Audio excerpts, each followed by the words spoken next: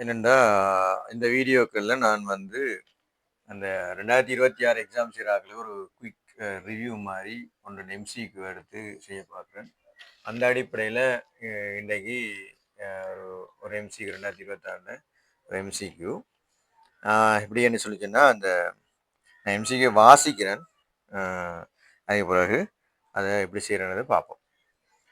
படத்தில் காட்டப்பட்டுள்ளவாறு கிடையிடும் 30 பாய் கோணத்தில் 10 metre second minus விபத்தின் அடிக்கும் வன் பந்தொன்று 4 சர்வ சம துண்டுகளாக நிலத்தில் விழும் முன் உடைந்து விழுகின்றன எனில் R2வை கணிக்க. ரைட், எப்படி கேட்டிருக்காங்கன்னா படம் இப்படி ஒரு படம் ஒன்று வந்திருக்காங்க.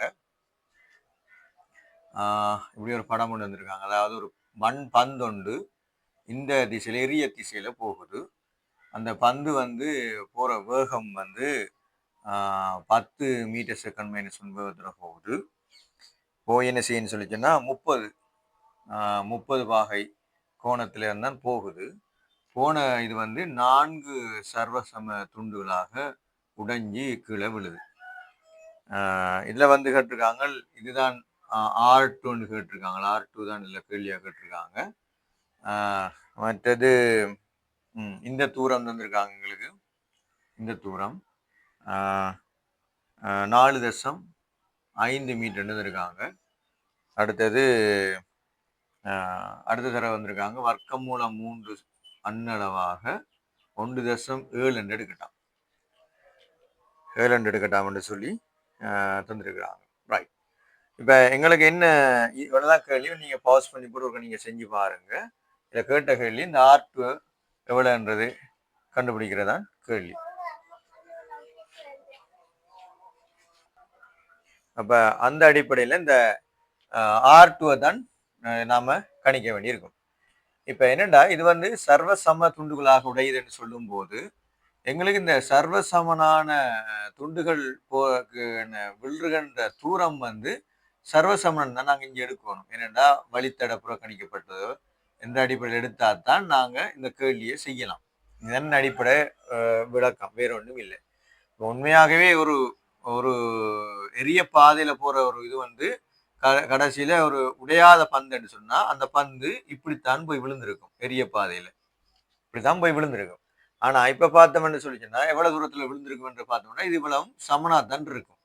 ஆகவே எங்களுக்கு என்ன தெரியும்னு சொன்னா எரிய பாதையில இப்படி போற இது வந்து போய் விழுகின்ற தூரம் எங்களுக்கு தூரம் வந்து ஒரு 6 எடுத்தமா இருந்தா 6 எதுக்கு சமனா இருக்கும்னு சொன்னா இந்த வேகத்தின் கிடைக்கூறு என்று சொல்லும் போது என்ன 10 இங்கால நாங்கள் பிரிச்சோம்னா கொஸ் 30 ரைட், கொஸ் 30 பிரிச்சிட்டோம். அப்போ இது கிடைக்கூறு தர இது போய் அடையிறதுக்குரிய நேரம் இவ்வளவு தான் இந்த 6 வரும்.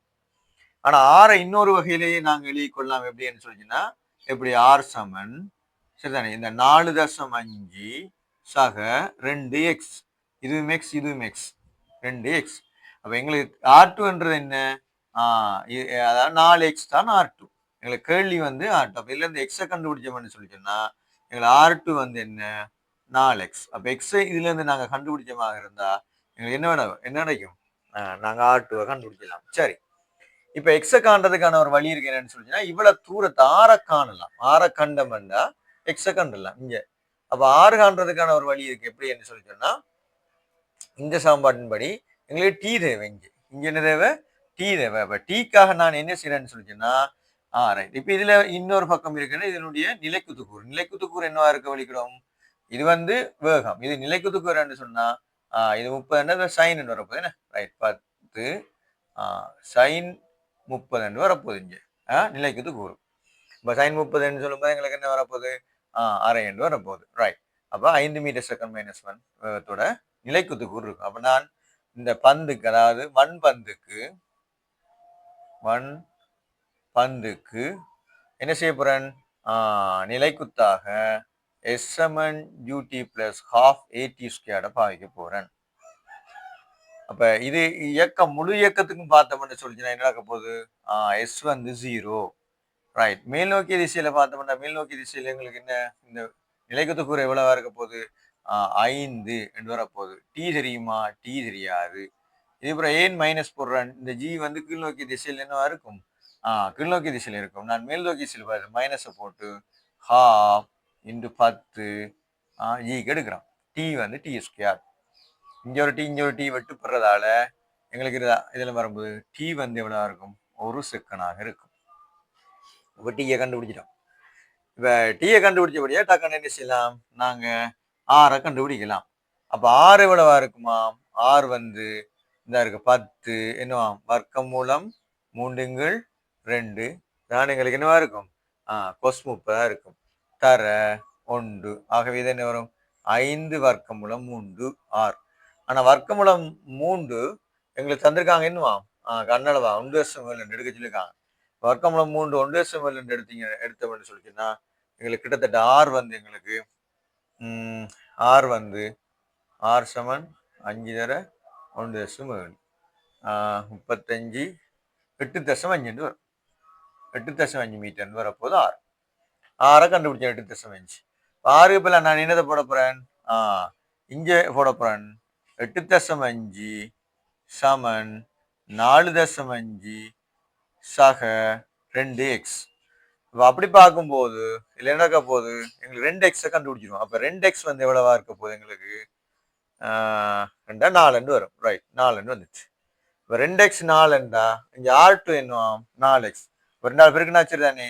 ஆகவே R2 வந்து என்ன? 8 மீட்டர் வரும். 8 மீட்டர் வரும். சரிதானே. இது வந்து ஒரு ரிவ்யூவுக்காக ஒரு சின்ன ஒரு கேள்வி அமைப்பாக அமைக்கப்பட்டது எரியம் சம்பந்தமாக.